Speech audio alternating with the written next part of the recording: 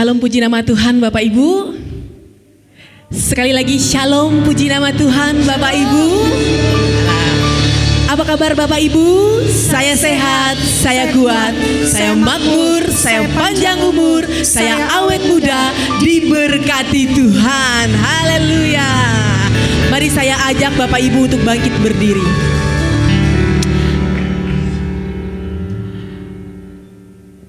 Mari kita sama-sama untuk memulai ibadah kita dengan berdoa. Tuhan Yesus, kami mengucap syukur Tuhan atas hari ini. Tuhan, kami boleh sama-sama berkumpul di tempat ini Tuhan. Semata-mata Tuhan merupakan suatu kerinduan kami bagi Engkau Tuhan. Karena hanya Engkau saja Tuhan yang patut kami tinggikan di tempat ini.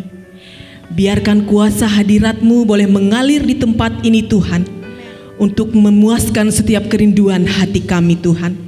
Kami percaya Tuhan, kuasa Tuhan di tempat ini untuk memulihkan kami, untuk menguatkan kami. Kami mulai dan kami tahbiskan ibadah raya Praise Anointing WFK Kuala Kurun di tempat ini dengan satu nama yang berkuasa, satu nama yang hidup, Yesus Tuhan, kita namanya. Mari kita yang percaya sama-sama kita katakan amin.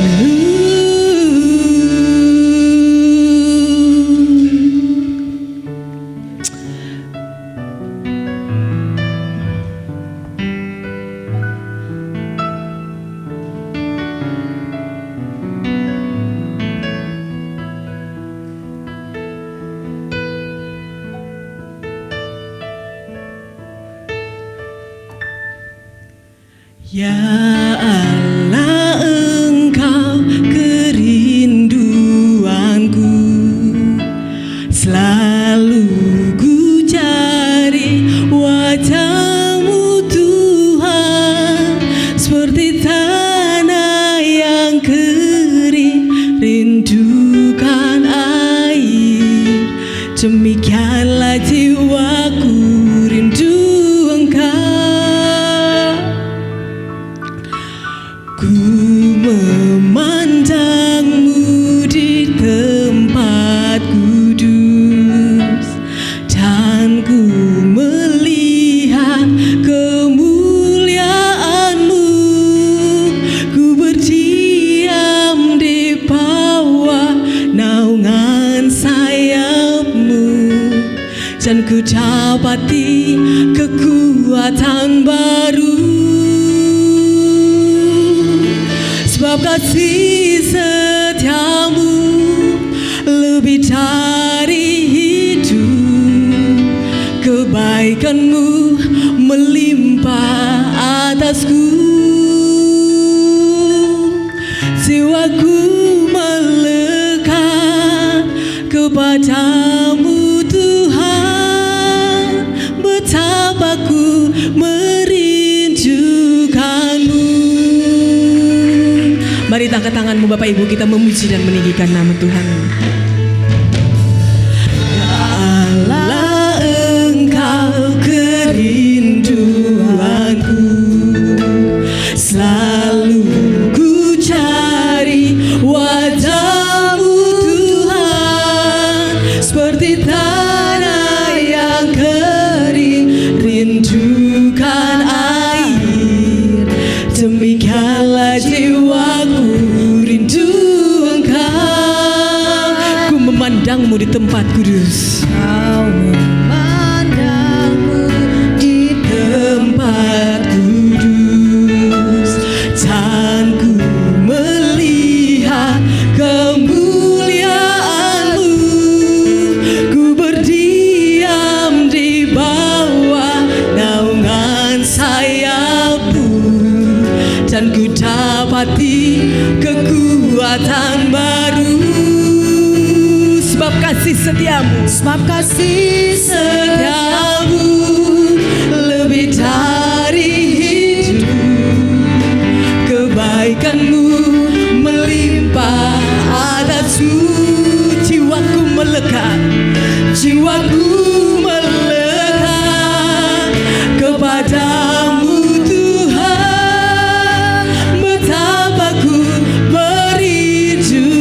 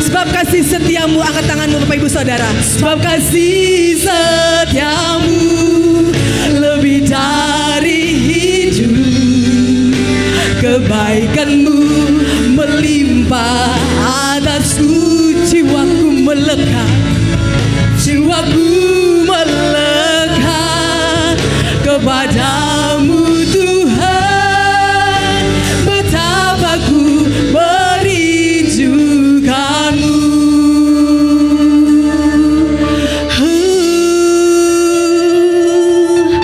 Jiwaku melekat di hadirat-Mu Tuhan.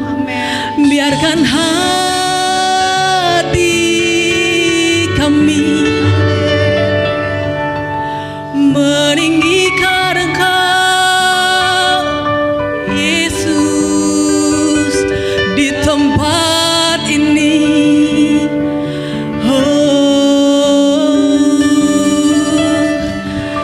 Haleluya.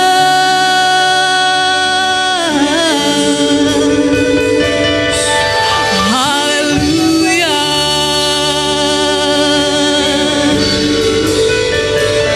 Say Allah ya Ramasi.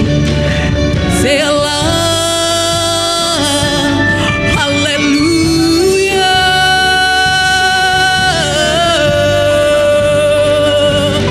Oh senda bagi Bapa, oh senda bagi namamu Yesus di tempat ini.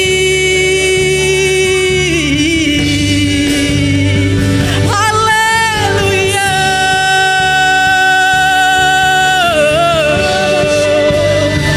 Ya Allah ya Ramaseka, ya Allah ya Ramo.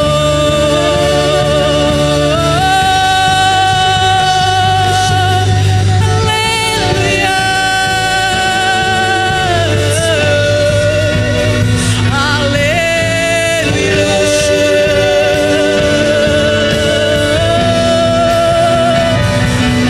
Oh senda bagi namamu Yesus, oh senda bagimu.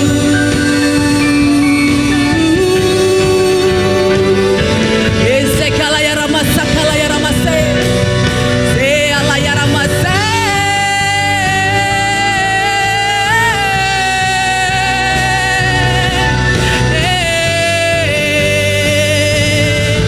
Haleluya.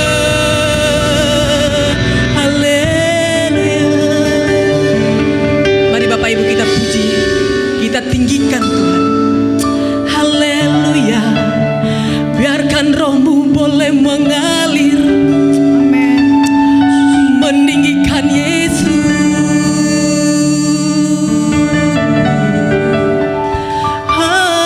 Haleluya. Haleluya. Oh haleluya. Oh amin amin. Amin. Haleluya.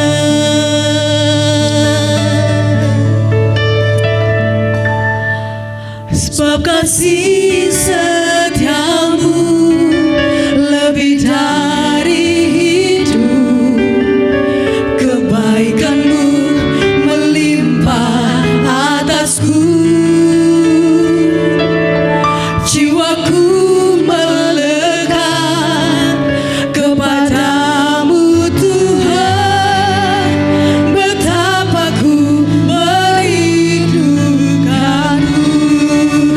Sebab kasih setiamu, sebab kasih setiamu lebih dari hidup, kebaikanmu melimpah atasku, jiwaku melekat, jiwaku melekat kepadamu Tuhan, betapa ku merindukanmu.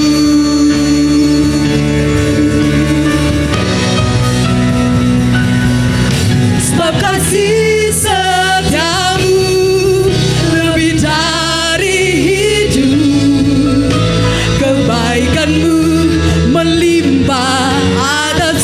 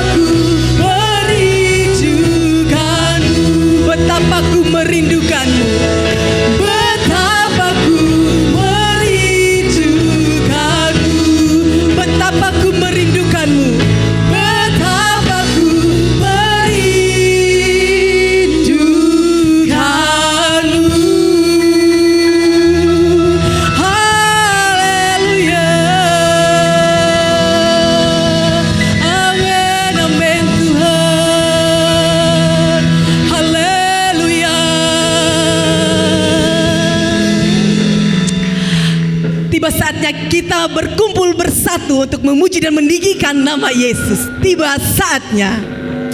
Yeay! Angkat tangannya. Yuk.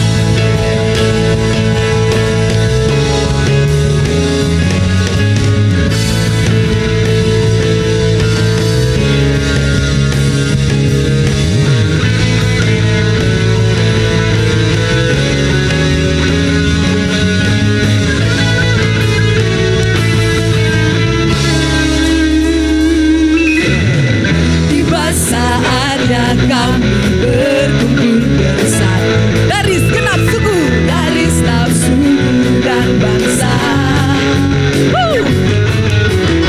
Berdiri di hadapan tataan dan domba, satu suara menyatakan keselamatan bagi Allah yang duduk dan bertata. Naikkan pada anak domba, pujian dan kekuatan, hormat dan kekuasaan, kemuliaan bagi Dia selamanya.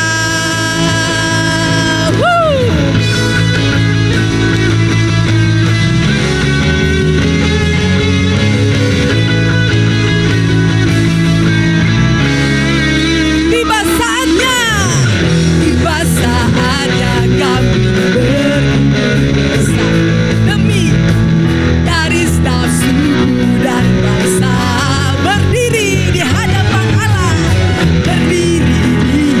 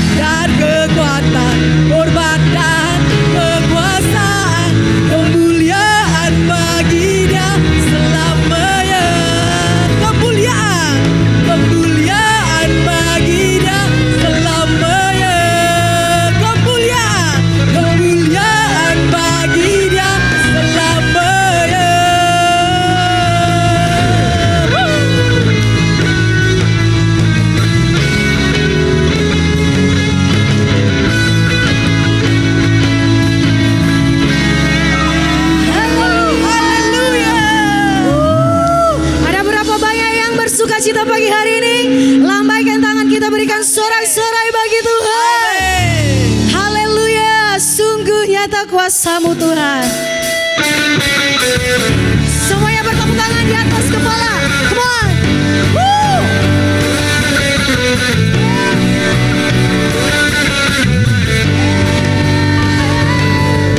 Seindahnya pelangi,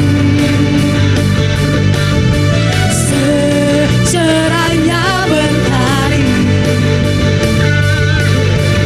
namun Kau yang terindah, hanya Engkau yang termegah, hanya Kau yang termegah. Walau badai menghadang dan bumi pun bergoncang, Engkau yang setia, Engkau yang setia, menjagaku selamanya. Sungguh nyata kasih-Mu, nyata kasih-Mu di sepanjang hidup. Amin. Dengan darah-Mu Kau tebus dosaku. Sungguh nyata kasih-Mu di sepanjang hidupku. Segenap hatiku hanyalah untuk-Mu. Haleluya, Engkau yang terbaik Tuhan.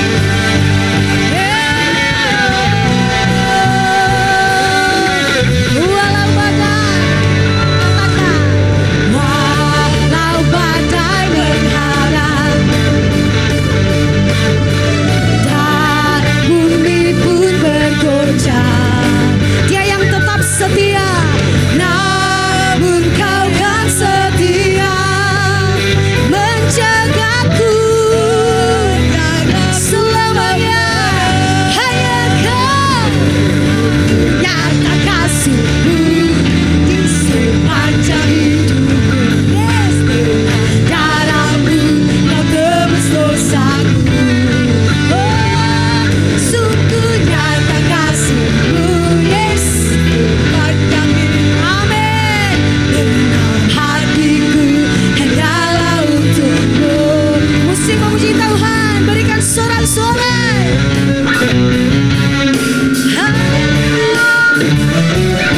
Engkau saja yang kami sembah, bagimu segala pujian kami.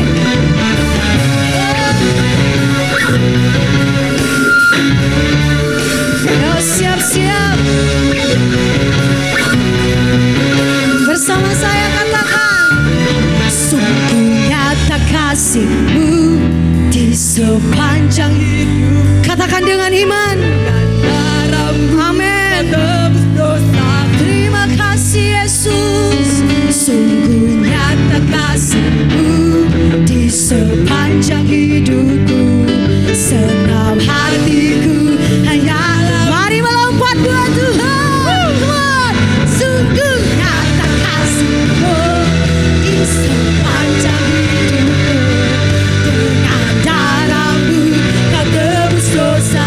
Sungguh nyata kasih-Mu,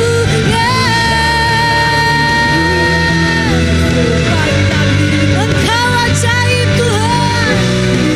Amin. Dengan segenap hati, segenap hatiku hanyalah untuk-Mu. Segenap hatiku hanyalah untuk-Mu. Haleluya. Prosper people say, I grow, and I glorify. Silakan Bapak dulu. Mari kita duduk tetap dalam hadirat Tuhan. Terima kasih Yesus. Kami mau fokus hanya kepada kebaikan Tuhan saja. Kami mau tetap fokus hanya kepada kesetiaan-Mu Tuhan. Terima kasih Yesus.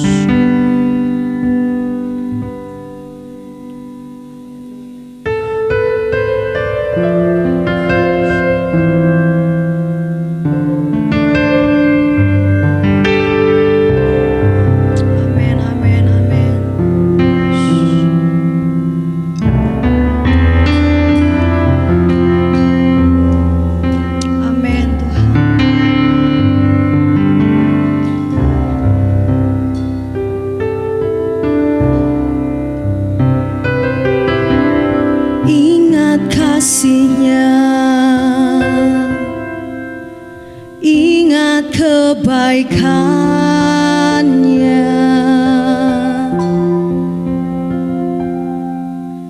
dan anugerahnya selamatkanku.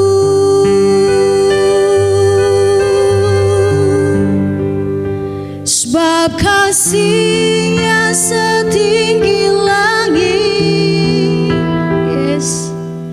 Kasih setia Allah pada kita.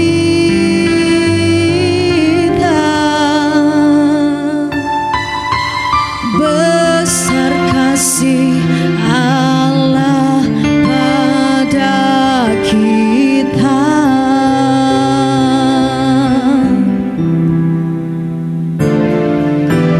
Ku takkan lupa kasih-Nya.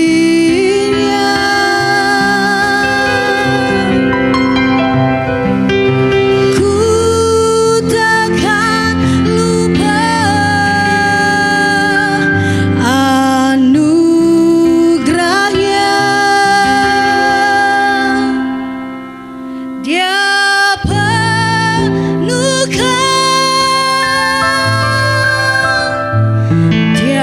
penuhkan,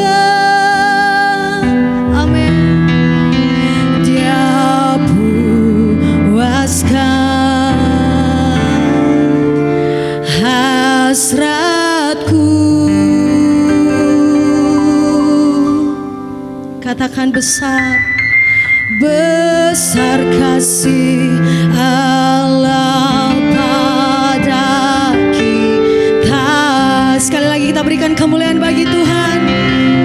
Oh, ingat kasih-Nya,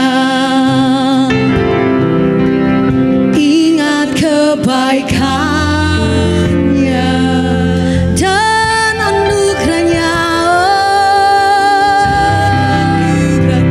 Bagi setiap kita, selamatkanku. Sebab kasih-Mu besar, sebab kasih-Nya setinggi langit. Kasih setia Allah pada kita. Besar, besar kasih Allah pada kita. Ku takkan lupa kasih-Nya. Ku takkan lupa kasih-Nya. Ku takkan lupa anugerahnya. Ku takkan lupa, amin, anugerahnya. Engkau penuhkan, Dia penuhkan, amin, amin. Dia penuhkan, Dia puaskan, Dia puaskan hasratku. Ku takkan lupa, ku takkan lupa kasih-Nya. Anugerah-Mu besar bagi kami Tuhan. Ku takkan lupa, yes. Semua karena Dia penuhkan, Dia penuhkan,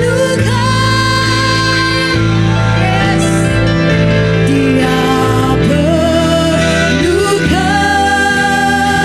Dia puaskan, Dia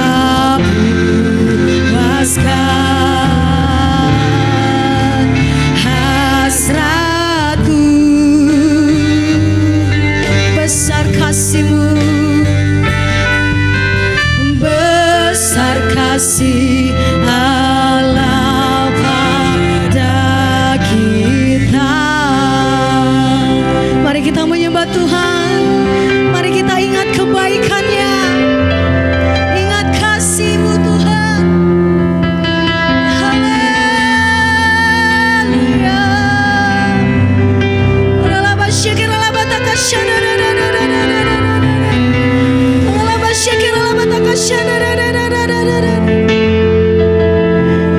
Engkau sungguh amat baik. Dalam hadirat-Mu kami mengalami kemenangan. Sebab dalam hadirat-Mu kami mengalami sukacita, kelepasan, kelegaan. Haleluya. Yesus, Kau yang terbaik. I will worship You Lord. Glory hanya bagi-Mu Tuhan. Hosana bagi-Mu. Sebab Engkaulah segala-galanya dalam hidup kami. Engkaulah kekuatan kami. Kaulah pengharapanku. Haleluya.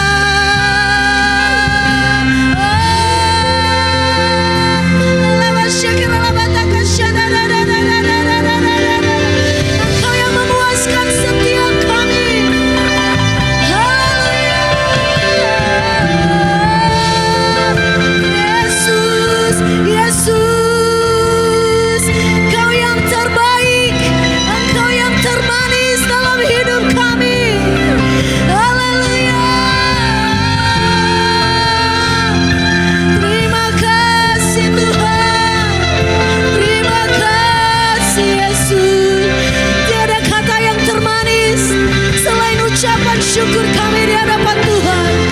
Hati kami limpah dengan ucapan syukur. Sebab kebaikan Tuhan kami tidak dapat mengukurnya. Sebab kesetiaan-Mu kami tidak dapat membalas. Haleluya.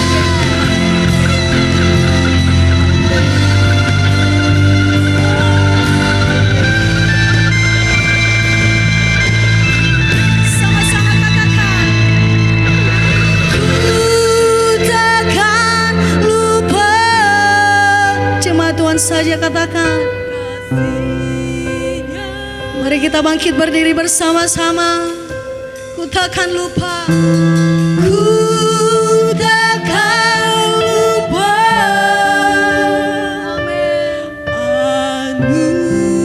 Anugerah-Nya. Terima kasih Yesus. Dia penuhkan. Amin. Dia penuhkan.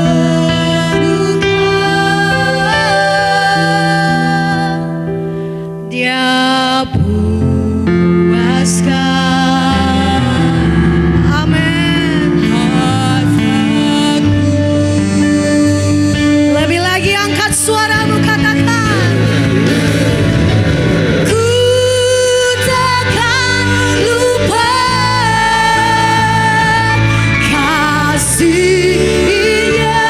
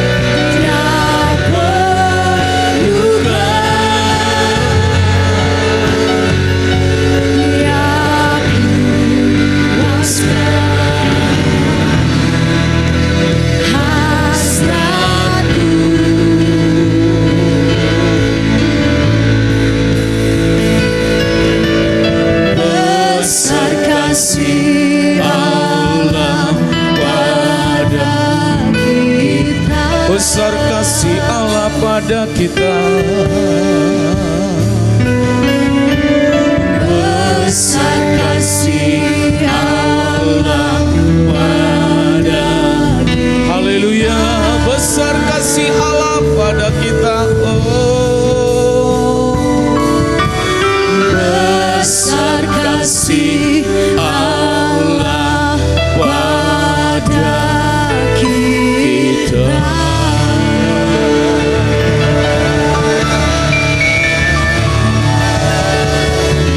Haleluya, haleluya, amin, amin, amin, amin.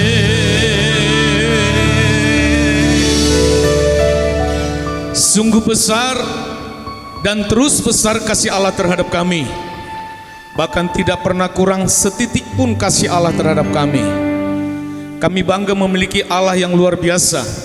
Kami bangga memiliki Yesus yang luar biasa.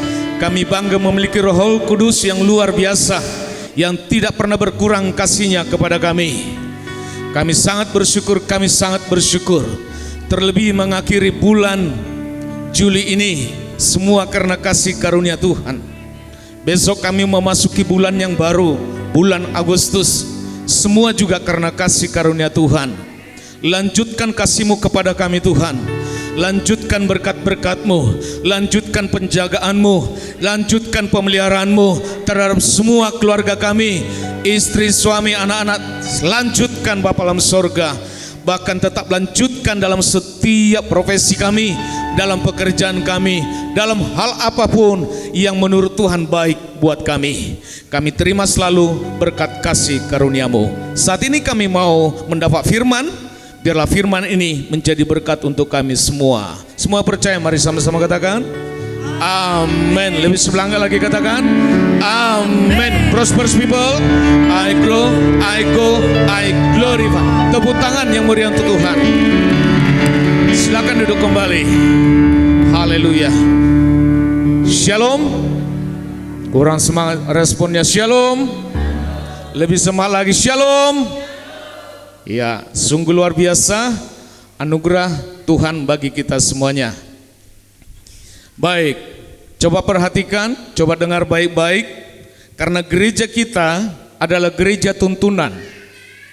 Di saat Bapak dan Ibu tidak hadir saja dalam satu minggu, tuntunan itu bisa putus. Bisa paham ya? Apalagi kalau tidak membaca firman, akan putus. Maka mari tetaplah kejar ibadahmu. Katakan amin. Halo, amin. Orang yang mengejar ibadah berarti dia yang mengejar Tuhan. Bukan berarti Tuhan itu kabur, tapi itu sebuah antusiasisme untuk selalu respon pada Tuhan. Akar dari segala dosa adalah sombong. Ya, coba dengar. Akar segala dosa adalah sombong. Akar segala kejahatan cinta uang. Ya, coba perhatikan lagi, coba dengar lagi. Akar segala dosa adalah sombong. Akar dari segala kejahatan cinta uang. Amin. Ya, saya bacakan sekali lagi. Akar segala dosa adalah sombong. Kalau tumbuhan itu supaya tidak bertumbuh berarti dicabut sampai ke akar-akarnya. Kalau cuma daunnya yang dipotong, dia akan tetap menghasilkan daun yang baru. Maka supaya pohon itu mati, dahan itu mati, berarti akarnya harus dicabut. Maka akar segala dosa adalah sombong. Ngomong kanan kiri, akar segala dosa sombong. Akar segala kejahatan cinta uang. Ngomong lagi kanan kiri. Siapa yang cinta uang? Siapa yang suka uang? Oh, saya dong. Siapa yang cinta uang? Tidak ada. Siapa yang mau uang? Kalau itu cepat, saya juga mau ya.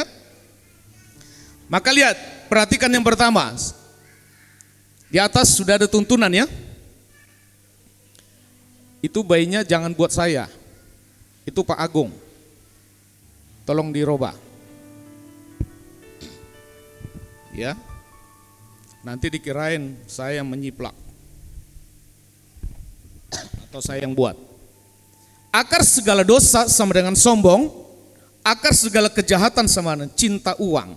Coba perhatikan dulu yang pertama. Akar segala dosa sama dengan sombong. Coba perhatikan. Orang normal tidak suka orang sombong. Siapa orang normal di sini? Halo? Orang normal tidak suka orang sombong. Setuju? Semua orang normal? Orang normal itu tidak suka orang sombong. Ya. Orang sombong tidak suka dengan orang normal. Coba perhatikan. Orang normal tidak suka dengan orang sombong. Tapi orang sombong suka dengan orang normal. Mengapa? Supaya dia yang selalu didengar. Bisa paham? Orang normal itu tidak suka orang sombong. Bapak dan Ibu pasti sudah menilai kalau orang itu bicara, kalau orang itu mengarah selalu pada dirinya, kalau orang itu selalu mengarah kepada uangnya, kalau orang itu selalu mengarah kepada kedudukannya, Anda dan saya sudah bisa memahami posisi orang tersebut. Nah, Anda yang normal tidak akan pernah suka mendengar orang seperti itu. Ya. Orang sombong itu suka dengan orang normal. Supaya apa? Supaya dia yang selalu didengar. Coba perhatikan. Itu selalu ada di sebelah kanan kirimu, maksudnya bukan sekarang, bukan. Ya. Itu akan selalu ada di sekitarmu. Akan selalu ada. Bahkan kita juga berpeluang besar untuk ada di posisi itu. Yang naifnya seperti ini. Lebih parah lagi, orang sombong tidak suka dengan orang sombong.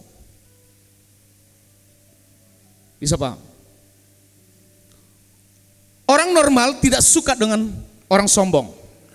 Orang sombong itu suka dengan orang normal. Tapi yang lebih parah, orang sombong tidak suka dengan orang sombong. Pernah ketemu jenis manusia seperti itu? Dia sudah sombong. Ternyata ada lebih sombong lagi dari dia tidak suka dengan orang itu.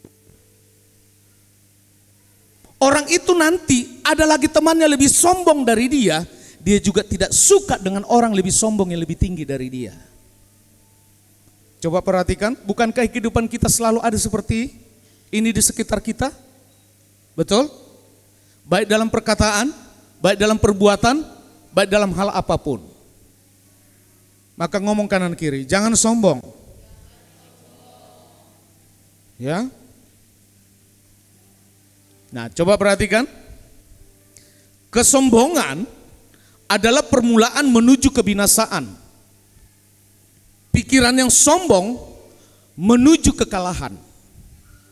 Jadi di saat Bapak dan Ibu dan saya selalu memiliki standar sombong, sebenarnya saat itu Anda lagi menuju kekalahan. Bukan kemenangan, tapi kekalahan. Hanya tinggal tunggu jatuh waktunya. Dia tidak diserang, orang sombong itu akan jatuh. Dia tidak perlu dilawan, orang sombong itu pasti jatuh. Tidak perlu ditanggapi, orang sombong itu pasti jatuh. Jadi orang sombong, ya, dia pasti menuju kepada kekalahan. Maka lihat, salah satu sikap hidup yang tidak bijaksana adalah kecongkakan, adalah kesombongan. Kecongkakan ataupun kesombongan itu dapat muncul bila orang menilai diri terlalu tinggi dan tidak sesuai dengan kenyataan yang sesungguhnya. Dan biasanya orang sombong itu yang benarnya itu hanya 10%. 90% itu bohong, tidak sesuai dengan kenyataannya. Halo? Mengapa saya katakan 10%? Karena dia masih hidup. Karena dia masih hidup. Ironisnya, orang congkak tidak pernah merasa bahwa kesombongan adalah kelemahan dia. Ingat, kesombongan itu kelemahan, bukan kekuatan, bukan kelebihan, tapi kelemahan. Sesuatu yang membuat dirimu merasa lemah itu enggak perlu dipertahankan. Sesuatu yang membuat dirimu menuju kepada kematian secara rohani itu tidak perlu dipertahankan. Sesuatu yang menuju pada dirimu mengalami suatu kekalahan untuk menghadapi tantangan hidup, jangan dipertahankan. Dan salah satunya adalah congkak, salah satunya adalah sombong. Mari kita baca Matius 23:12. Yuk baca bersama-sama dengan suara yang lebih keras. Amin. Loh, amin. Lebih lagi amin. Yuk baca 1, 2, 3.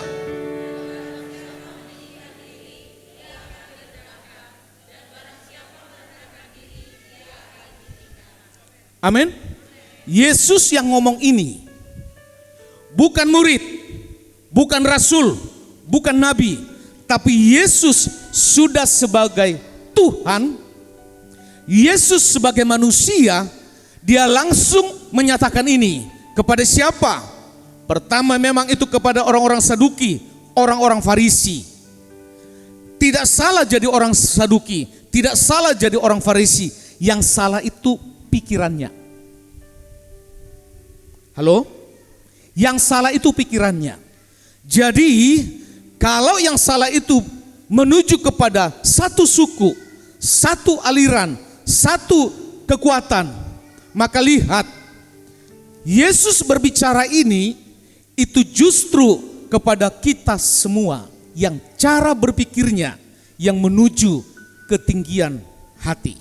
Maka lihat, siapa yang harus ditinggikan? Anak manusia. Siapa yang harus ditinggikan? Yesus Kristus. Sehebat apapun Anda dan saya, itu tidak boleh menjadi pribadi yang ditinggikan. Amin. Sehebat apapun, sekaya apapun, bahkan jabatanmu setinggi apapun, seseorang yang sudah memiliki kedudukan seperti itu tidak boleh diposisikan untuk ditinggikan. Yang hanya peninggian itu hanya bagi anak manusia. Yang hanya peninggian itu hanya bagi Yesus Kristus. Katakan amin.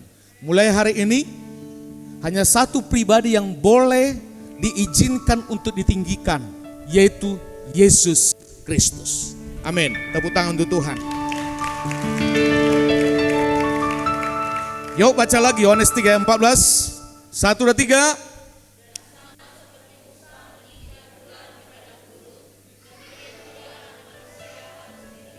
Amin. Siapa yang meninggikan anak manusia, maka yang meninggikan itu akan ditarik Tuhan. Amin. Lihat, orang-orang yang akan ditarik Tuhan kepada timnya, kepada anggota daripada Yesus itu sendiri adalah orang-orang yang meninggikan dia. Jadi jangan sampai Anda salah meninggikan. Harus sasarannya tepat, harus ada golnya, harus ada orangnya. Dan orangnya satu-satunya adalah anak manusia, Yesus Kristus. Orang kalau meninggikan Yesus, maka orang itu akan ditarik. Amin. Saya buat perbandingan itu Yohanes 12:32. Berkata begini, dan aku, Yesus yang ngomong ini sendiri, ya. Karena ini perkataan Yesus sendiri. Dan aku dan Yesus, apabila Yesus ditinggikan dari bumi, Yesus akan menarik semua orang datang kepada Yesus. Amin. Amin. Jadi kalau orang itu sudah ditarik, siapa yang menarik? Yesus. Pada saat Yesus menarik orang itu, maka tujuan Yesus ditarik untuk diselamatkan. Amin. Tidak ada yang lain untuk diselamatkan. Waktu orang itu ditarik, waktu Yesus menarik seseorang, hanya satu tujuannya, yaitu menjadi penghuni sorga. Karena hanya di dalam Yesuslah ada keselamatan. Katakan amin. Jadi lihat, kerendahan hati itu dimulai dari hal yang paling sederhana. Anak-anak muda, yaitu mulai menyapa. Dan pada orang yang lebih tua, gereja kita juga harus mengajarkan secara etika. Anak-anak muda, kalau ketemu dengan orang tua, lebih tua darimu, hal yang paling sederhana yang membuat engkau terlepas dari perkataan sombong. Artinya ada orang menilai engkau menjadi orang yang tidak sombong. Sapa orang itu duluan. Kalau ketemu misalnya selamat pagi Pak. Kalau ketemu siang, selamat siang Pak. Jangan ketemu malam, selamat pagi Pak. Itu salah. Halo, semua harus punya etika. Amin. Minggu yang lalu saya sudah katakan, Tuhan tidak suka pada orang yang tidak punya etika. Amin. Orang tua nggak apa-apa. Kalau anak muda itu tidak menyapa, Anda yang nyapa duluan, tidak apa-apa. Makanya dikatakan, ayo berlomba-lomba saling mendahului untuk menyapa. Amin. Kalau datang ke kampus kami di I3 sana, Bapak dan Ibu, setiap mahasiswa itu diwajibkan menyapa duluan. Jadi kalau Bapak dan Ibu masuk ke kampus itu, kalau ketemu baik laki perempuan mahasiswa, pasti mereka bilang, selamat pagi Pak. Bukan solin, bukan. Selamat pagi Pak.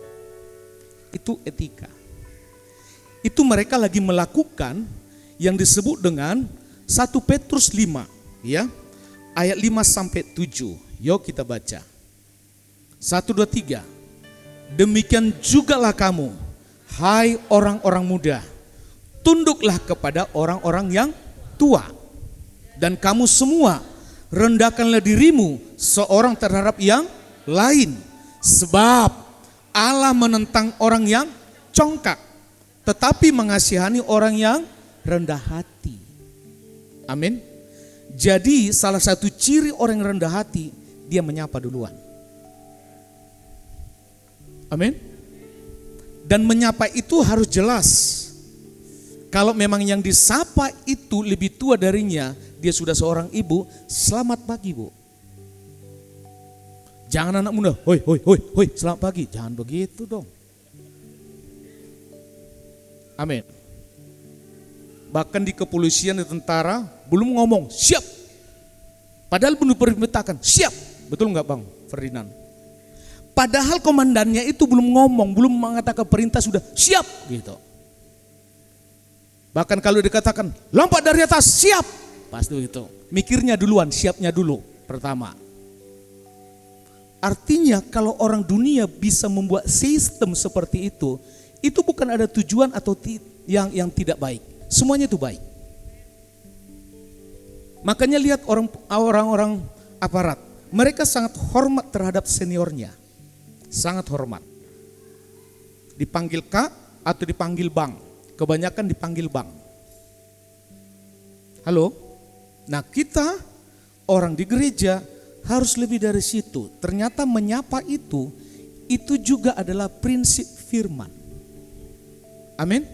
Prinsip firman. Jadi nanti kalau saya ketemu tadi pasar atau enggak, itu Pak Gembala, ayo menghindar. Jangan menghindar dong. Justru waktu menyapa Anda jadi ditraktir gitu dong. Amin. Kalau menghindar traktiran enggak dapat. Amin. Kecuali kalau gembalanya itu suka ditraktir, enggak mau mentraktir. Nah, aduh Pak Gembala nanti minta traktir lagi. Saya beberapa hari yang lalu, niat saya kan ada mau makan dengan teman, relasi. Kami makan. Setelah kami makan, saya bilang sama yang punya, saya yang bayar. Nah, terus dalam pembicaraan, ada seorang ibu juga masuk. Saya bilang sama yang punya, saya yang bayar. Nah, saya melihat yang dibawanya cukup banyak. Tidak apa-apa.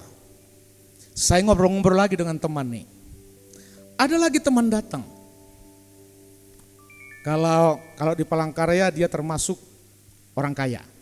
Sangat kaya. Nah, setelah itu kami masih ngobrol-ngobrol. Waktu saya bayar, ternyata dia membayar semua. Bisa paham? Membayar semua. Itu dari apa? Sebenarnya itu pertama dari sapaan. Dari sapaan. Waktu dia turun dari mobil, saya lihat duluan. Saya yang melihat duluan. Mungkin beliau belum lihat saya, tapi saya lihat duluan. Waktu dia turun dan dia datang, saya berdiri. Selamat pagi Pak. Itu. Halo. Saya tidak ada maksud dan tujuan yang lain. Ternyata sapaan itu mengakibatkan orang lain pun bisa mentraktirmu. Amin. Jadi kalau ketemu Ibu Gembala, Pak Gembala di rumah makan atau dia, jangan kabur. Jangan. Bu, oh saya sudah tahu maksudnya. Gitu ya. Nah, sudah tahu maksudnya. Halo. Orang yang rendah hati ternyata hanya menyapa saja itu mendapat berkat di luar dugaan. Katakan amin. Ayat ke-7, yuk 1, 2, 3. Serahkanlah segala kekhawatiranmu kepadanya, sebab ia yang memelihara kamu. Orang yang khawatir, orang yang selalu khawatir, coba perhatikan. Orang yang selalu khawatir ternyata itu juga dikategorikan orang sombong. Mengapa dia khawatir? Karena dia selalu tertuju pada kekuatannya. Dia tertuju kepada pengalamannya. Dia tertuju kepada pengetahuannya. Dia selalu tertuju kepada kekuatannya dan lain-lain. Ternyata penyebab orang khawatir karena selalu tertuju kepada dirinya. Nah, orang selalu tertuju kepada dirinya ternyata sama dengan kategori sombong. Halo? Amin? Mulai hari ini jangan khawatir. Tidak ada alasanmu untuk khawatir, tidak ada. Tidak ada sama sekali. Sorga saja Tuhan sudah berikan padamu. Apalagi masalah makan dan minum, itu dari sorga itu kecil. Halo? Amin? Orang kan selalu jatuh di dalam satu masalah, itu karena apa? Karena keinginan. Itu karena apa? Karena masalah makan dan minum. Ya. Maka coba kita baca. Ada orang yang kemarin yang minggu lalu saya katakan, ada orang yang paling fatal itu sombong rohani. Nah, sombong rohani ini itu kebanyakan tinggalnya ada di gereja. Ya, tinggalnya ada di gereja. Maka Yesus pun membuat sebuah contoh tentang sombong rohani. Yuk kita baca Lukas 18 ayat 10 sampai 14. Yuk kita baca bersama-sama ya. 1, 2, 3. Ayat 10. Ayat 10 saja ya. 1, 2, 3. Ada 2 orang pergi ke bait Allah untuk berdoa. Yang seorang adalah Farisi, yang lain adalah pemungut cukai. Coba perhatikan. Orang Farisinya tidak salah. Suku Farisinya tidak salah, paham ya? Suku Sadukinya tidak salah. Yang salah itu cara berpikir orang Farisi, cara berpikir orang Saduki. Bisa paham? Baik cara berpikir orang Farisi terhadap Tuhan, baik cara berpikir orang Farisi terhadap Tuhan, baik juga cara berpikir orang Farisi terhadap, coba perhatikan, terhadap sesama. Ya, terhadap sesama. Yuk ayat 11. 1, 2, 3. Orang Farisi itu berdiri dan berdoa dalam hatinya. Ya Allah, aku mengucap syukur kepadamu karena aku tidak sama seperti semua orang lain. Bukan perampok, bukan orang lalim, bukan pezina, Dan bukan juga seperti pemungut cukai ini. Coba nih ya, perhatikan. Saya tidak seperti dia. Terus ayat 12. Aku berpuasa 2 kali seminggu. Berapa kali? Ada di sini dalam seminggu 2 kali berpuasa? Saya aja belum tentu. Ya.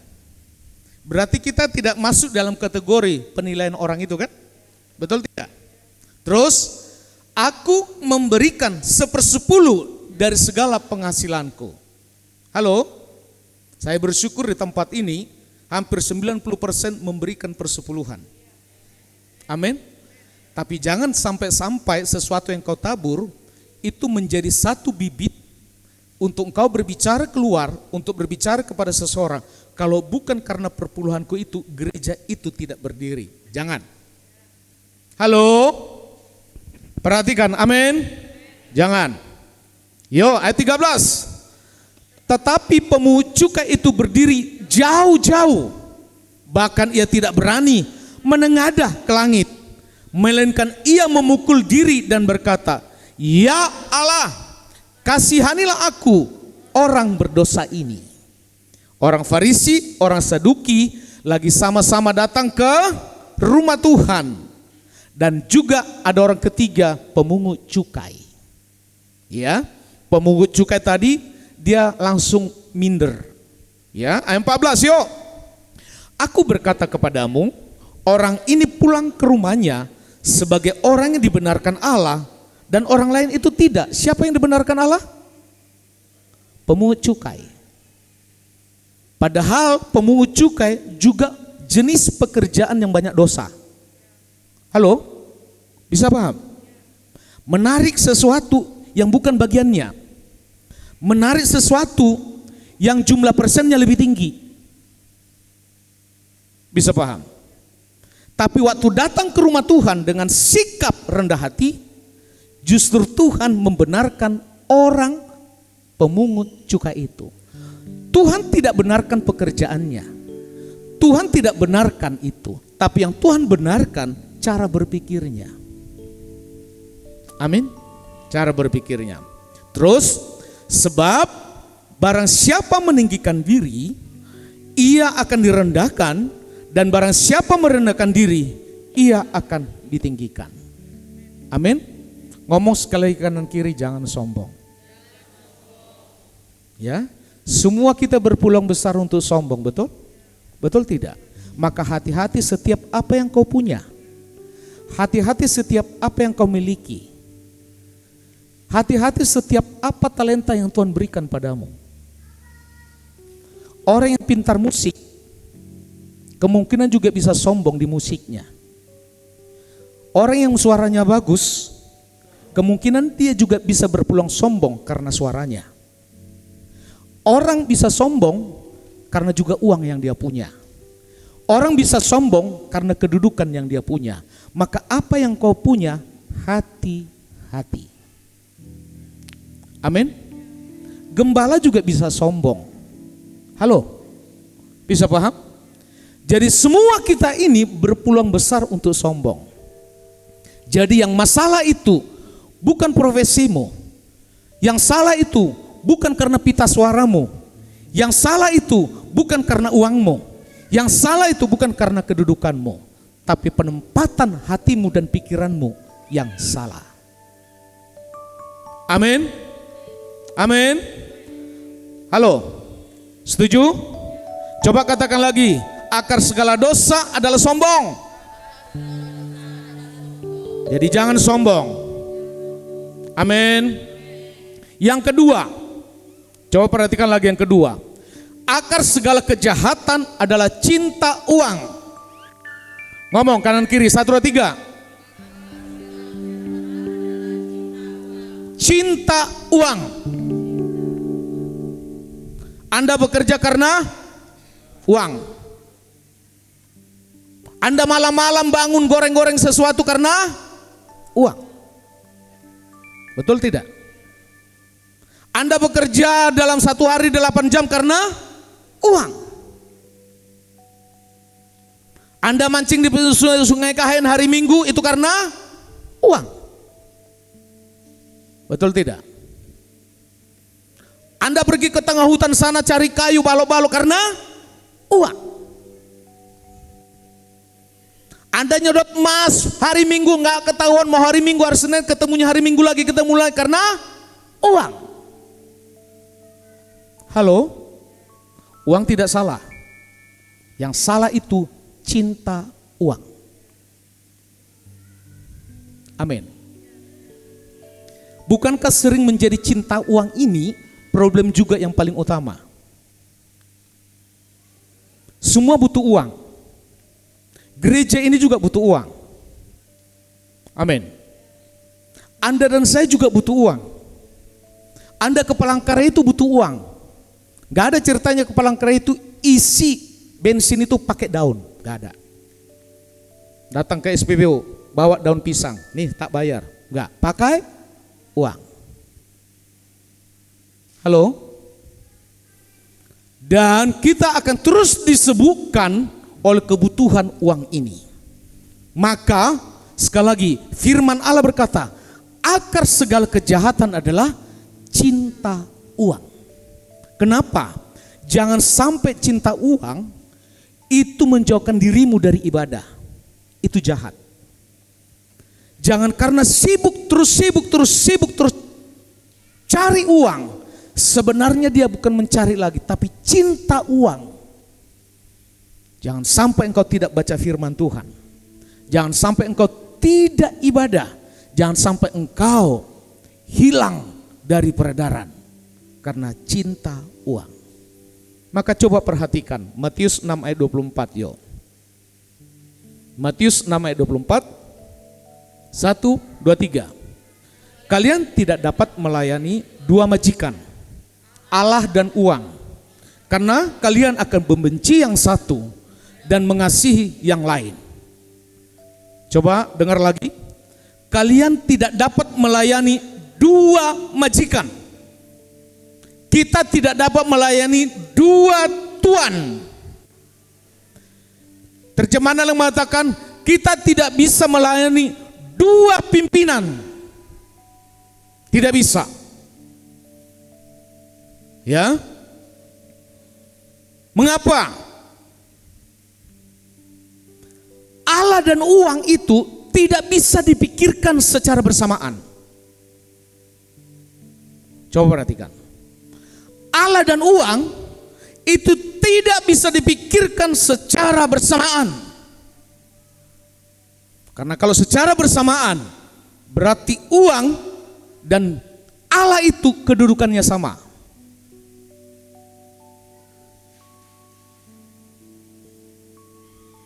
Halo? Di pelayan-pelayan di tempat ini, kami selalu menekankan, kalau Anda lagi melayani, jangan pikirkan bersamaan saat itu PK, gak boleh. Nong, misalnya ya, bukan Pak Philip saya masuk, maksudnya pemain musik gitu loh. Misalnya pas nong, dipikirkan Tuhan duit. Selesai ini dapat PK, selesai dapat BK, gak boleh. Halo? Tidak bisa. Dalam 1 tahun mereka saya wajibkan menabur, khusus tim PW. Maka mereka hanya dapat sesuatu itu 11 bulan. Baru yang kedua, setiap minggu kelima saya juga tidak kasih PK. Dan akhirnya yang saya melihat sampai sekarang, mereka teruji. Mereka tulus. Dari mana tolak ukurnya? Tidak ada dari antara mereka telepon saya, Pak, kok PK belum datang? Ada. Kalau itu ada, akan saya buat penyalipan yang kedua. Halo? Allah dan uang tidak boleh sama-sama dipikirkan. Amin. Kalau lagi ibadah begini, coba perhatikan. Kalau lagi ibadah, pikirkanlah Tuhan. Jangan pikirkan waktu bersembahan, ku sembah kau Tuhan, tapi pikiran sebelah kanan, omset masuk enggak? Omset masuk. Tuh. Halo? Ku sembah kau Tuhan, Ku mengangkat tanganku sebelah kiri, pikiran nih. Otak sebelah kiri berpikir, jualan saya laku enggak? Jualan saya laku enggak? Tadi saya titip ada duren, di pasar itu sekitar 100 buah. Jangan-jangan ada orang ngambil, jangan-jangan ada orang ambil. Padahal sebelah kanan, ku sembah kau Tuhan, duren. Ku sembah kau Tuhan, duren. Bersamaan, enggak boleh. Engkau dan saya harus melatih diri, fokus sama Tuhan. Yang Tuhan suruh engkau harus memikirkan Tuhan saja. Kalau engkau selalu memikirkan Tuhan, maka uang itu akan mendatang padamu. Katakan amin. Jadi Allah dan uang tidak bisa dipikirkan secara bersamaan. Maka mengabdi pada dua tuan itu tidak boleh. Mengabdi itu hanya pada Tuhan saja. Maka posisi uang akan menjadi hamba bagimu. Amin.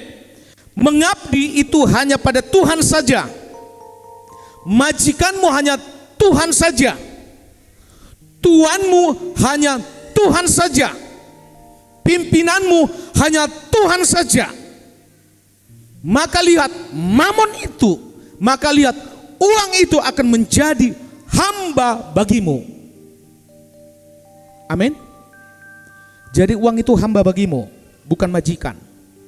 Katakan amin. Lihat, mengabdi pada uang itu berarti Anda akan menilainya tinggi. Kalau sudah mengabdi kepada uang, maka nilai uang itu akan jauh lebih tinggi daripada Tuhan. Perhatikan.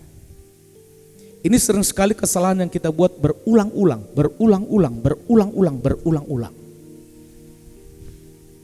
Ya. Untung Tuhan Maha Pengampun. Kalau segala sesuatunya kita dalam hukum Taurat, Anda dan saya sudah selesai hari ini. Tapi yang saya maksud, kalau firman Tuhan sudah kita dengar, kita tangkap, jangan terulang lagi di posisi itu. Amin.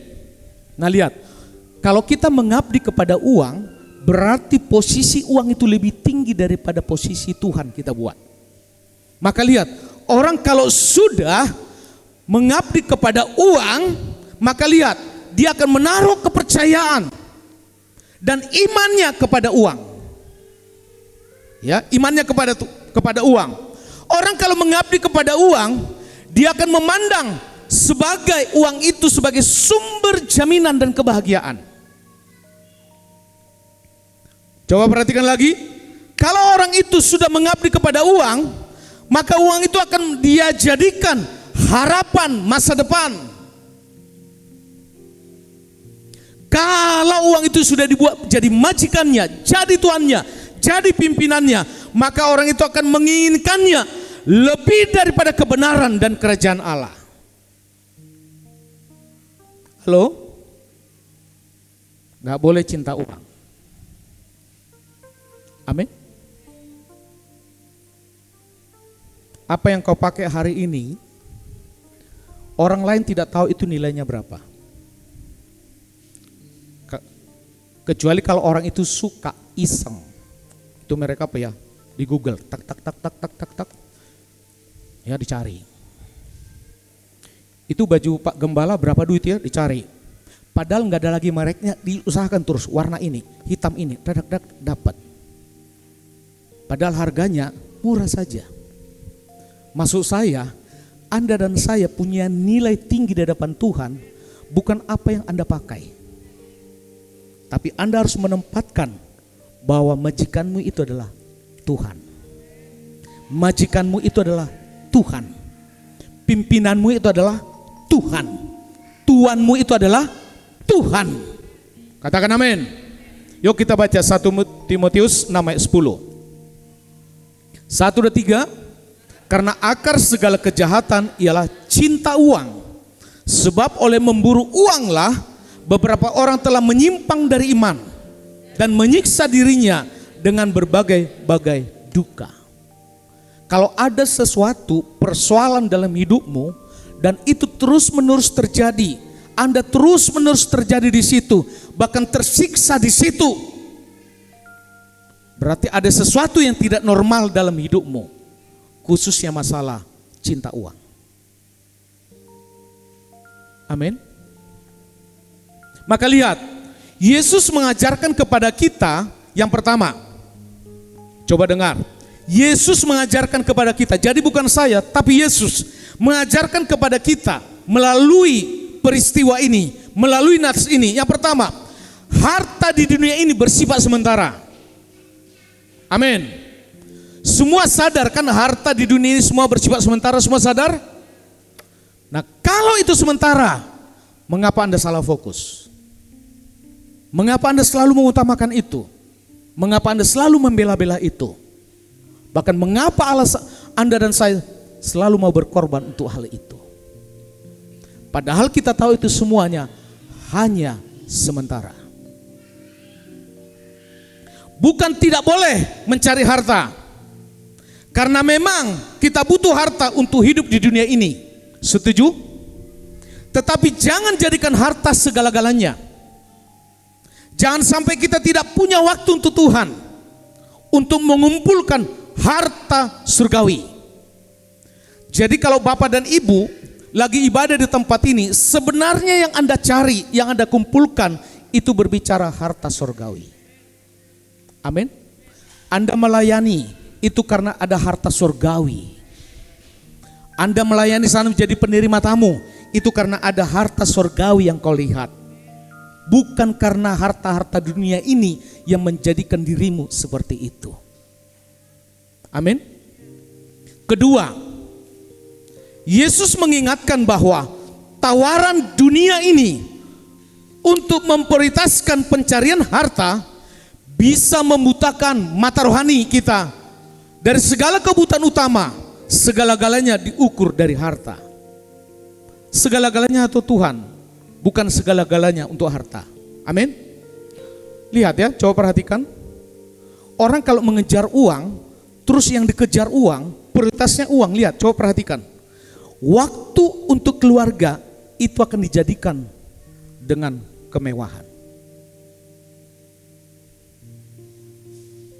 Ya. Waktu untuk anak akhirnya memanjakan secara berlebihan. Karena semua diukur dengan uang. Bahkan waktu untuk Tuhan ya digantikan dengan memberi persembahan. Makanya kalau ibadah ke tempat ini enggak ibadah, jangan coba-coba titip persembahan. Halo, Pak, titip persembahan ya. Titip persembahan ya. Bahan di sini. Amin. Halo. Waktumu untuk Tuhan itu terpenting. Jangan pernah gantikan waktumu mengurus-ngurus dunia dengan cara apa? Menitip persembahan. Tuhan tidak butuh uangmu, yang Tuhan butuh dirimu. Amin. Kalau ada yang nitip persembahan di sini, mungkin juga melalui staff, jangan ambil. Untung nih, jangan begitu. Bisa paham? Kasih ke dia. Tuhan tidak butuh uangnya, Tuhan hanya butuh dirinya. Katakan amin. Nah lihat, kita bisa melihat bahwa uang itu, harta itu bisa menjadi suap untuk menggantikan tanggung jawab yang utama. Celakanya lagi, mata hati itu tambah buta sehingga mengalahkan cara demi mendapatkan harta. Yang ketiga, Yesus mengingatkan kita kalau harta sudah menjadi tuan yang memperbudak kita. Ya, menyingkirkan Tuhan dari tata hati kita, maka kita ini harus berani membuat pilihan. Tuhan, harta. Gak boleh sama. Tuhan harus tetap di atas. Gak boleh sejajar. Tuhan harus tetap di atas. Majikanmu itu, engkau bisa memutuskan siapa hari ini. Uang, Tuhan. Tuhan atau uang. Itu keputusanmu. Suami istri harus sepakat. Jangan suami Tuhan, istri uang. Halo, berarti dalam rumah itu ada tuan, ada dua tuan. Harus sepakat. Saya tidak pernah tawarkan di rumah itu, urutan yang pertama itulah uang. Tapi harus Tuhan. Kalau Tuhan engkau buat dalam rumah tanggamu, hai suami dan istri, engkau harus sepakat. Harus Tuhan. Kalau ada salah satunya masih nomor satu di dalam hidupnya, mungkin suami atau istri tidak perlu dicampurin, tidak perlu diomelin. Anda saja bertahan, Anda tetap Tuhan. Tidak akan ada yang bisa mengalahkanmu kalau engkau tetap posisi dalam Tuhan. Amin. Tidak akan pernah bisa. Mungkin kau bisa melihat setahun, 2 tahun tidak ada perubahan. Engkau dijadikan Tuhan bukan untuk mensurvei evaluasi perubahan itu. Kau harus tetap fokus pada Tuhan. Fokus saja sama Tuhan. Fokus saja sama Tuhan. Artinya apa? Kalau rumah tanggamu, anakmu sampai sekarang ini diberkati, dilindungi, itu karena engkau yang selalu fokus sama Tuhan. Bukan karena dia, tapi karena engkau. Kau harus bangga dengan hal itu. Katakan amin. Katakan amin. Saya sudah berkali buat contoh. Kalau misalnya ya Kekel makan di pasar sana. Dia makan, saya melihat, saya bayarin. Itu bukan karena saya melihat Kekelnya, tapi saya karena melihat Pak Junjung. Amin. Saya melihat Pak Junjung, anaknya juga dapat berkat. Tuhan selalu fokus kepada orang yang fokus pada Dia. Maka jangan pernah patah hati kalau pasanganmu belum satu sepakat dalam hal ini. Tidak perlu putus asa. Kau tetap punya Tuhan yang sama. Amin. Tuhanmu dan Tuhan saya. Artinya apa? Mungkin saya dengan ibu sepakat. Anda di rumah tangga ada salah satunya tidak sepakat. Ingat, kekuatannya sama karena Tuhannya sama. Amin. Pembelaannya tetap sama karena kau juga tetap sama Tuhan. Kami juga sama Tuhan. Tapi kalau dua-duanya tidak sama Tuhan, nah itu berisiko. Itu berisiko. Amin. Halo, perhatikan amin.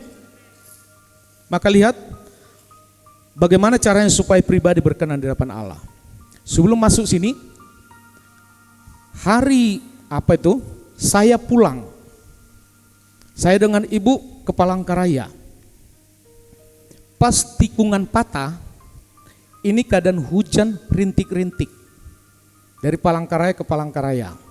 Pas tikungan, dari Kurun ke Palangkaraya. Salah.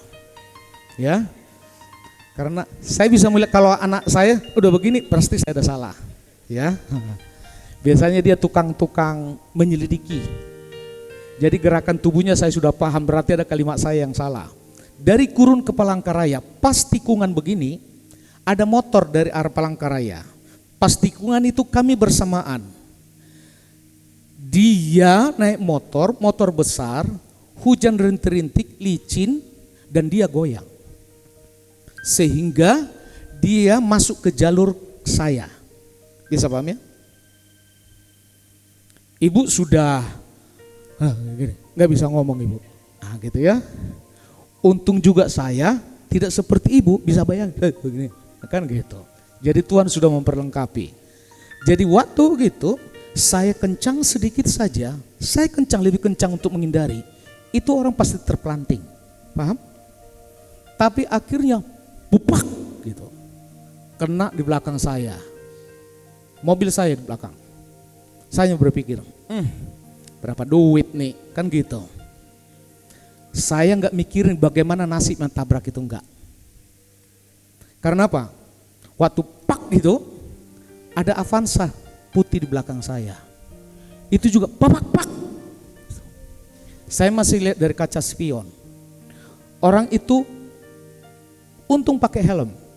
Jadi dia terbalik seperti pemain sirkus dan langsung berdiri. Pok gitu. Saya lihat sehat, saya kabur, kan gitu. Akhirnya saya turun lagi. Barat nih. Saya turun, padahal kencang. pak, begitu kencang. Saya turun, tidak ada satupun tergores mobil. Saya tidak bohong. Bunyinya tadi pak gitu loh. Kalau nggak ada bunyi, mungkin dugaan saya tidak mungkin ada tergores. Ini bunyi, setelah saya turun, tidak ada gores, lecet satu garis pun. Maksud saya begini, hidup kita itu setiap saat, setiap detik, itu bisa berubah. Apakah berubah karena mendapat satu bencana atau sesuatu? Maka setiap langkahmu harus terus di dalam penyertaan Tuhan. Dan keputusan itu kamu yang buat. Anda yang buat. Terus dalam penyertaan Tuhan atau tidak, itu Anda yang buat. Kalau dari Tuhan itu terus mau menyertai, tapi Anda keluar, itu keputusanmu. Halo? Anda tidak pernah disuruh Tuhan untuk keluar dari penyertaan itu. Tapi Anda dan saya berpeluang besar untuk keluar dari penyertaan itu. Sampai di Sepang, turun-turunan yang ada home industry yang sebelah kiri, betul kan? Nah, kasus yang sama juga. Saat itu truk, dia ke kiri. Kasus yang sama, motor nggak ada remnya. Jadi motor itu nggak ada remnya, apa putus tiba-tiba, ada di sebelah saya buek-buek berteriak. Dari yang saya dengar seperti suara bayi atau anak kecil. Makanya saya menghindar, saya kirain ada anak kecil yang tidak saya lihat. Ternyata si buek berteriak-teriak. Karena apa? Ada motor dari atas. Begitu, nggak ada rem. Maksud saya begini. Kalau dia nabrak saya dengan kecepatan, kami aman. Tapi dia kasihan. Jadi ingat, penyertaan Tuhan itu selalu ada. Maka jangan pernah keluar dari penyertaan. Amin. Halo, amin. Maka itu yang harus kita perhatikan. Coba kita buka 1 Timotius 6 ayat 11. 1 Timotius 6 ayat 11. 1, 2, 3. Tetapi engkau, hai manusia Allah, jauhilah semuanya itu. Kejarlah keadilan, ibadah, kesetiaan, kasih, kesabaran, dan kelemah lembutan. Hai manusia Allah, jauhilah semuanya itu. Cinta uang, sombong tadi. Jauhi semua. Coba perhatikan di situ ada kata manusia Allah. Manusia Allah itu artinya diperlengkapi untuk setiap perbuatan baik.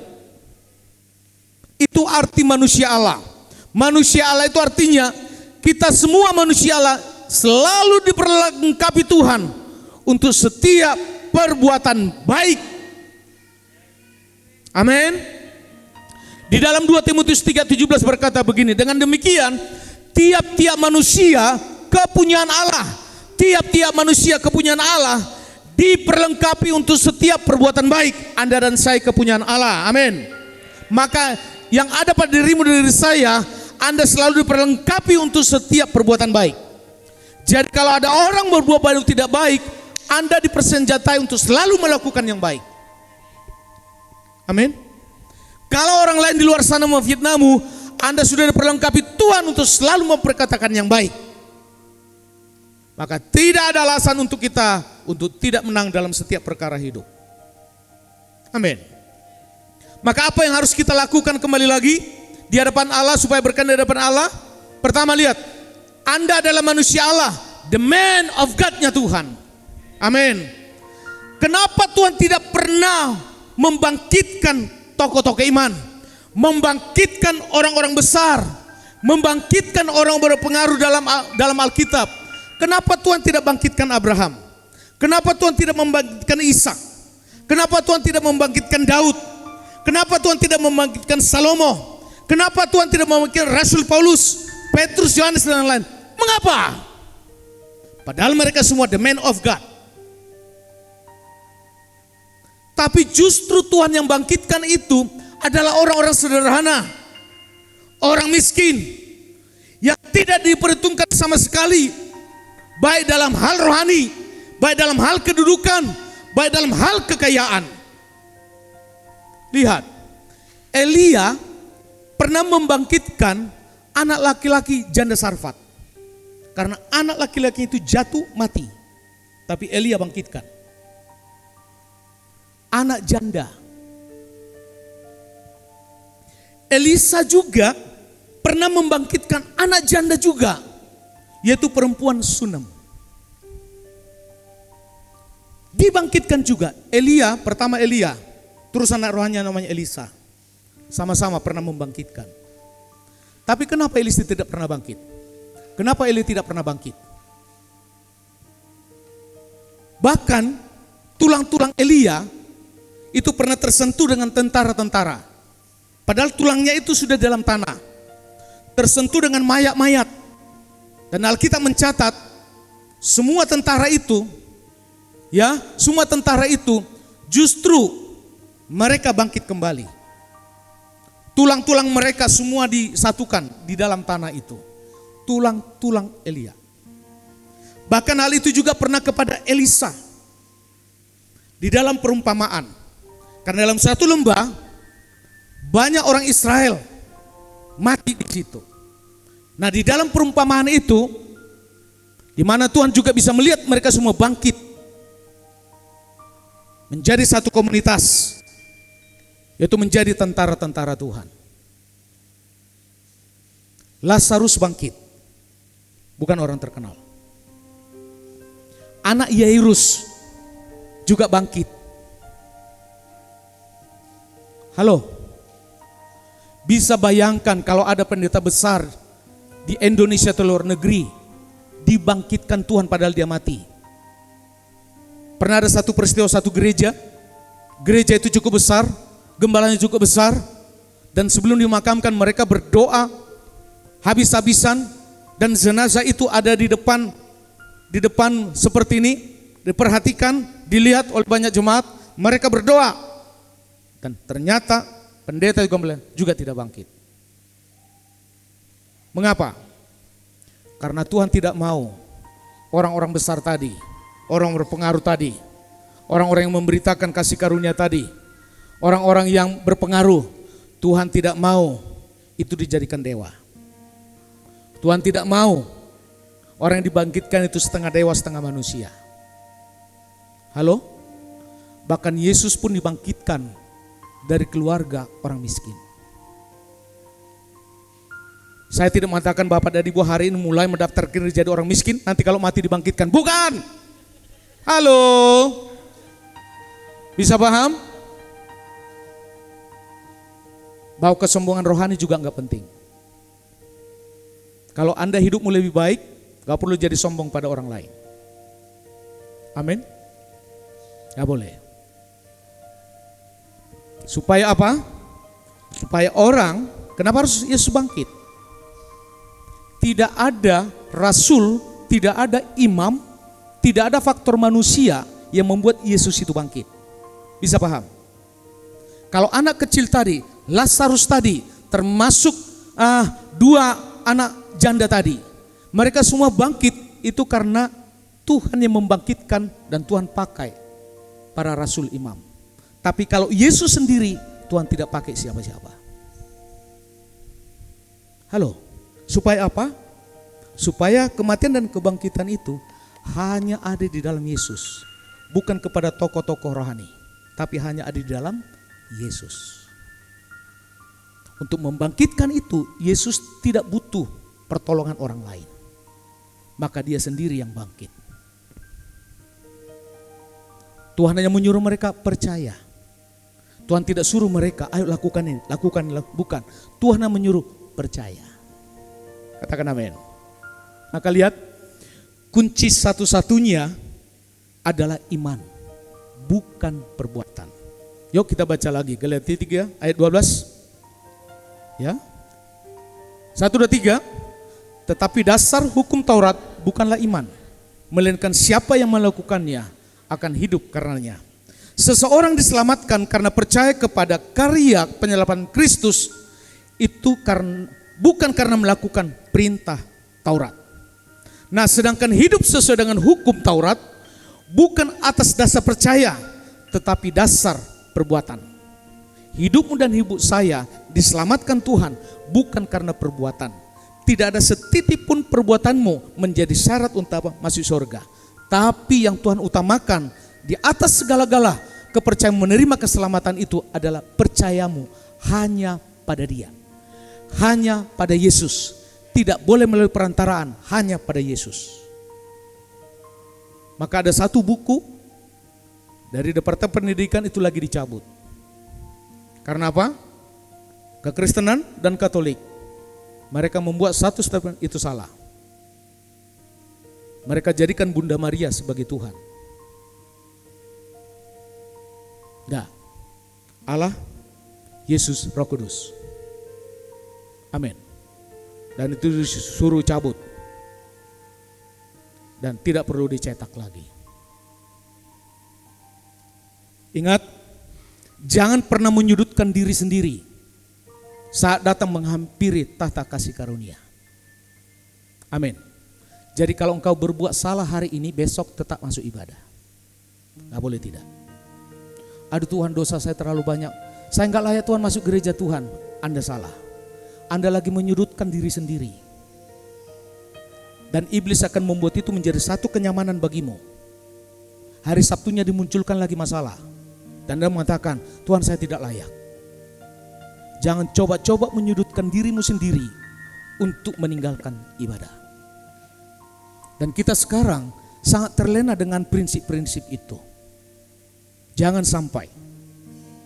Maka Ibrani 4 ayat 16 berkata, ayo Ibrani 4 ayat 16, sebab itu marilah kita dengan penuh keberanian menghampiri tahta kasih karunia supaya kita menerima rahmat dan menemukan kasih karunia untuk mendapatkan pertolongan kita pada waktunya. Penuh keberanian di sini berarti bukan sok jago. Penuh keberanian di sini engkau sadar melakukan sesuatu yang tidak baik, engkau sadar kembali ke rumah Tuhan. Bukan pesimis, bukan jadi takut, tapi harus tetap memberanikan diri. Katakan amin. Sering selalu saya mengatakan, orang yang menerima perjamuan Tuhan, yang layak, ada kata yang layak di situ, penekanan yang layak di situ.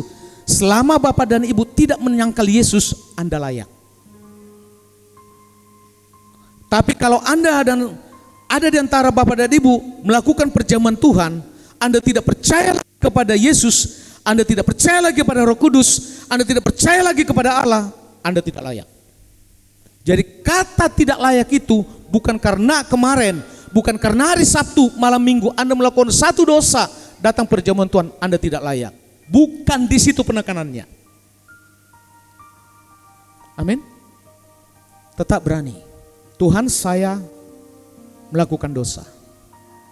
Bukan berarti tiap minggu, hari Sabtu malam Minggu Anda melakukan dosa lagi. Tuhan, saya melakukan dosa. Minggu depannya lagi, datang lagi melakukan dosa. Tuhan, saya melakukan. Itu mah itu tidak menghargai kasih karunia. Orang kalau sudah menghargai kasih karunia, maka dalam hidupnya itu akan hati-hati. Katakan amin. Nah lihat, mari kembali. Apa yang harus kita buat kesimpulan? Setia menyembah Allah. Jangan terjebak pada uang, menuruti uang. Evaluasi lagi hidup kita. Pandangan Anda terhadap harta. Jangan sampai mengisi hidup ini dengan hal yang sia-sia. Sehingga kehilangan damai, relasi yang baik, dan akhirnya penyesalan berkepanjangan. Tetap jaga hati. Ngomong kanan kiri, tetap jaga hati. Karena menjaga hati bagianmu, bukan bagian Tuhan, bukan juga bagian orang lain. Bagianmu, ngomong dong kanan kiri, tunjuk dia, bagianmu. Oh itu dong. Jaga hati itu bukan bagian Tuhan. Halo? Jaga hati itu bagianmu. Jaga hati itu bukan kau suruh orang lain, tapi itu bagianmu. Katakan amin. Kita semua bangkit berdiri. Mari persiapkan. roti dan anggur pada saat ini. Karya terbesar.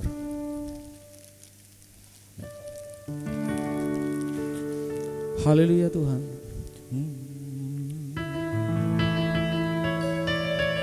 Haleluya Tuhan.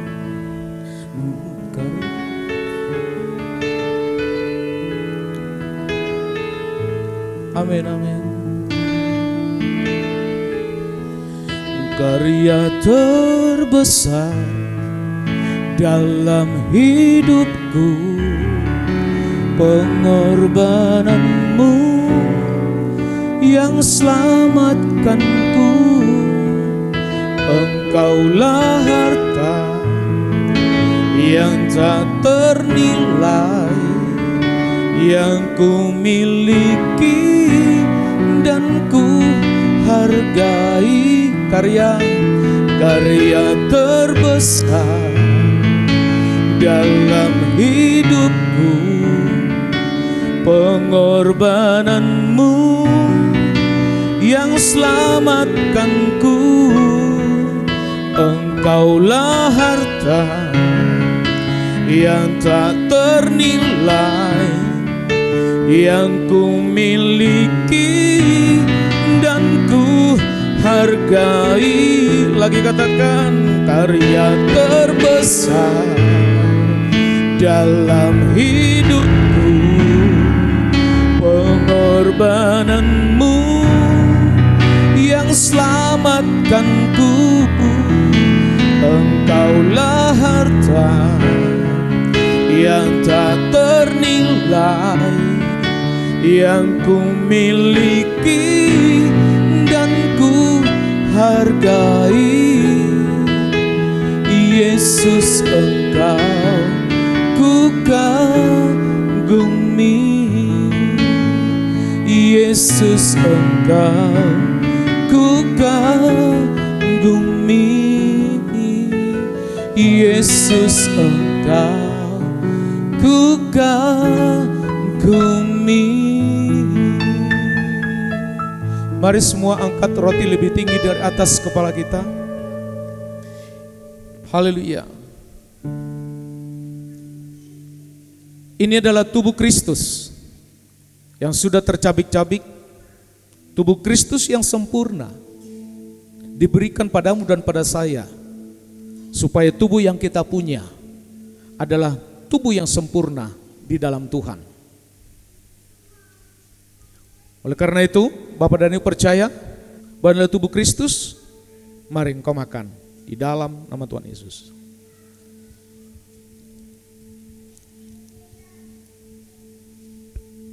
Mari angkat cawan anggur lebih tinggi dari atas kepala kita. Ini adalah darah Yesus. Darah berbicara nyawa, dan Yesus sudah memberikan nyawanya untukmu dan untuk saya. Kalau Yesus sudah berikan nyawa, apalagi yang lain. Maka darah Yesus ini akan masuk dalam tubuhmu, membuat engkau sehat kembali. Sesuatu yang tidak baik dalam tubuhmu hari ini, termasuk dalam darah, Tuhan sembuhkan hari ini. Apabila Bapak dan Ibu percaya pada darah Yesus, mari engkau minum dalam nama Tuhan Yesus.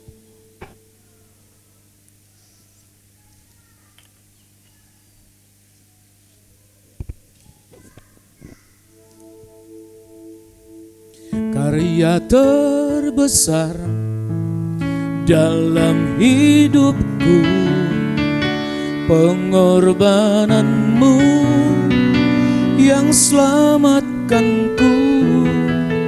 Engkaulah harta yang tak ternilai, yang ku miliki dan ku hargai. Karya terbesar dalam hidupku, pengorbananmu yang selamatkanku. Engkaulah harta yang tak ternilai, yang ku miliki dan ku hargai. Yesus, Engkau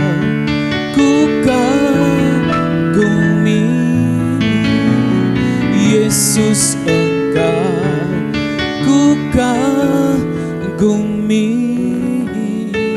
Yesus Engkau ku kagumi.